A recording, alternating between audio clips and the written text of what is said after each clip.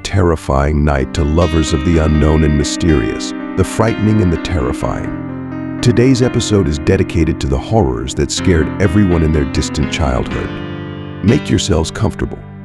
We start now. There's someone under the bed. Johnny was home alone because his parents were away on a business trip, and his older sister had gone to a midnight movie with her friends. He wasn't used to being by himself, but this time he decided it would be a great chance to feel grown up. As night fell, he checked all the locks, closed the windows, and turned off the lights, unaware of the ordeal that would test his bravery. The silence of the night was broken only by his footsteps as he ascended the stairs to his room. Johnny couldn't shake the feeling that someone was watching him, but every time he looked back, he saw nothing but emptiness. He chalked it up to nerves and tried to calm down as he got into bed. But as soon as the lights went out, it began. A whisper came from under the bed. Johnny froze, his heart pounding in his ears. He tried to convince himself it was just his imagination, but then the bed jerked sharply. A creature with pale skin and long, curved fingers slowly poked its head out from under the bed. Its eyes were like two bottomless black holes, swallowing light and hope. It smiled, and that smile was worse than any scream. Johnny tried to scream, but his voice was stuck in his throat. The creature began to pull itself up, its fingers trailing on the floor, leaving pale streaks behind. The teenager jumped away from the bed, but the creature was faster. It grabbed his leg, and at that moment, Johnny realized there was nowhere to run. He looked into the face of his fear, and fear looked back at him. The room was filled with a chill, and time seemed to stand still. Then Johnny did something the creature didn't expect. He spoke to it. His words were quiet and calm, but they carried strength and determination. "You can't scare me," he said, looking straight into those empty eyes. "I'm not afraid of you." And then a miracle happened.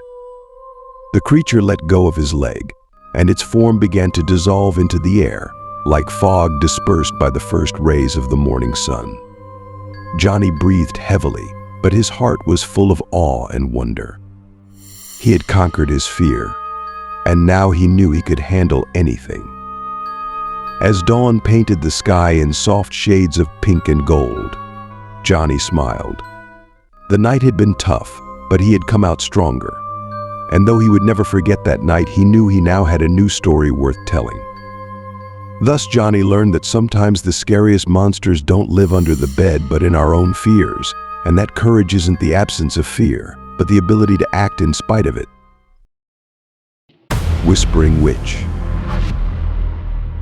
Once upon a time in an old, forgotten town, there lived a girl named Marina. She was curious and brave, but one childhood ghost story always made her heart race faster. It was the tale of the Whispering Witch who supposedly resided in an abandoned house on the town's outskirts. According to legend, the witch could lure anyone who dared to say her name aloud 3 times in front of a mirror. On a Halloween night, Marina's friends decided to test the legend. They persuaded Marina to join them, and there they stood before an old mirror in the abandoned house. Her friends began to whisper the witch's name, but Marina refused. She felt something was off, that this game could turn into something dreadful. But her friends mocked and continued, and on the 3rd call, the house suddenly grew cold. The mirror fogged up, and a figure appeared in its misty depths. Whispers filled the room, and the children froze in fear. The figure in the mirror was an old woman with a crooked nose and cold eyes that stared straight at Marina. "You didn't say my name, but you're here. The witch whispered. Do you want to know my story?" Marina, gathering all her courage, nodded. The witch began to tell how many years ago she was just an ordinary woman, but she was accused of witchcraft and exiled. She vowed to return to tell her truth to those who truly wanted to hear it. "I'm not evil," The witch said. I just want my story to be remembered. As the witch finished, the mirror cleared, and the chill left.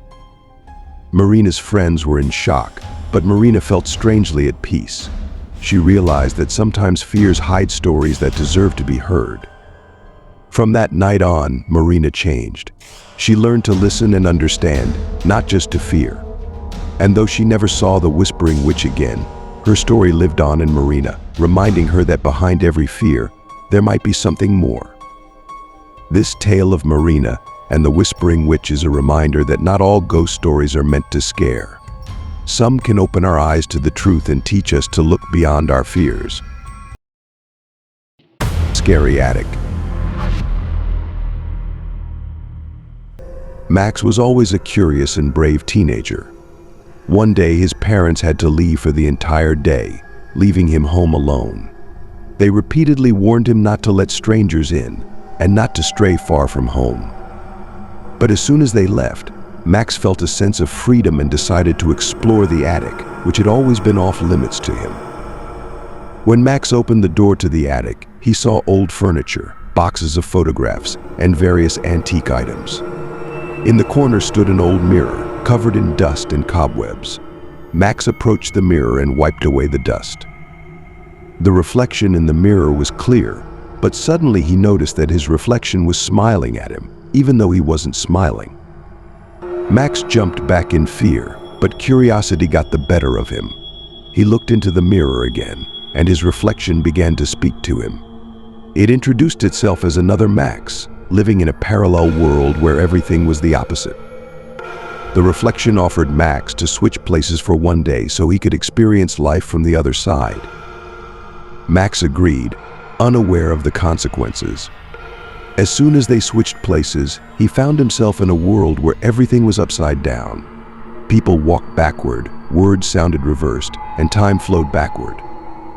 Max was thrilled by the new sensations but soon realized he couldn't return. He rushed to the mirror, but the reflection had disappeared. Max began searching for a way back home, but every step he took only drew him deeper into this strange world. He met others who had also been caught by reflections and couldn't return. Eventually, Max found an old witch who told him that the only way back was to find the mirror that reflects the truth. Max embarked on a journey through this upside-down world, facing various obstacles and puzzles. After many adventures and trials, Max found the mirror of true reflection. When he stood in front of it, he saw not only his reflection but also the reflections of all those who were lost in this world. He realized that he had to accept himself as he was, with all his fears and hopes. With this realization, Max was able to return to his world. When he came out of the attic, he found that only a few minutes had passed since he entered. His parents hadn't returned yet, and the house seemed the same as before. But Max had changed. He understood that real adventures and discoveries start within oneself. Don't be afraid of the dark. In a quiet suburb where streets were carpeted with autumn leaves, there lived a teenager named Mike. He was your typical high schooler, but with one quirk: Mike was afraid of the dark. This fear had haunted him since childhood, and though he tried to hide it, darkness always stirred a sense of dread within him. One day, on his way home from school, Mike noticed a strange light emanating from an abandoned World War II bunker on the outskirts of town. Tales of ghostly soldiers said to inhabit this bunker were popular among the locals, and Mike always made sure to steer clear of it. But that day, something shifted. He felt an irresistible urge to uncover the mystery of the light. Gathering all his courage, Mike headed towards the bunker. As he drew closer, his heart pounded wildly, and his hands shook with fear. He paused at the entrance, took a deep breath, and stepped inside.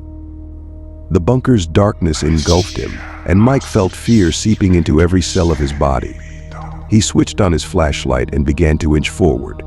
The bunker walls were adorned with old military maps and posters, and the air was thick with the scent of mold and dampness. Suddenly, Mike heard a whisper. He froze, trying to discern its source. The whisper grew louder and louder until it became clear words. Don't fear the dark, Mike. This darkness is just the absence of light. The voice sounded familiar, and Mike realized it was the voice of his grandfather, who had passed away many years ago. Mike felt his fear dissipate, replaced by warmth and calm. He continued to explore the bunker and found an old photo album. It contained pictures of soldiers, and one of them was a young photo of his grandfather. Mike understood that the bunker was a place where his grandfather had spent much time during the war. Mike's story of overcoming his fear of the dark became legendary among his friends. He no longer feared the dark because he understood that it could hide not just fears but also memories of loved ones who would always be with him. I have no more stories for you today. Thank you for watching. Don't forget to like and subscribe. It's very important to us. And remember, the world is ruled by light, but darkness tempts. All the best and goodbye.